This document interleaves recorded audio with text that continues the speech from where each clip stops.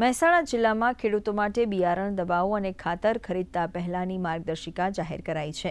જિલ્લા ખેતી નિયામક વિસ્તરણ એસ. પટેલ દ્વારા ખેડૂતોના હિતમાં બજારમાં વેચાણ થઈ રહેલ નકલી બિયારણ તેમજ ખાતર નહીં ખરીદવા તાકીદ કરાઈ છે તથા ખેડૂતોને સાવધાન રહેવા જણાવાયું છે. તેમણે જણાવ્યું હતું કે કપાસમાં માત્ર બોલગાર્ડ 1 અને બોલગાર્ડ 2 ને જ પરવાનગી આપેલી છે તથા 5 ગ્રામ 4 ગ્રામ નામે વેચાણ થતું બીટ કપાસના નકલી બિયારણને પરવાનગી આપવામાં આવી નથી. આગામી સમયમાં કઠોળ, દિવેલા વગેરે પાકોનું જિલ્લામાં વાવેતર થનાર છે. જિલ્લામાં કુલ 2,85,000 હેક્ટર ઉપરમાં ખરીફનું વાવેતર થતું હોય છે.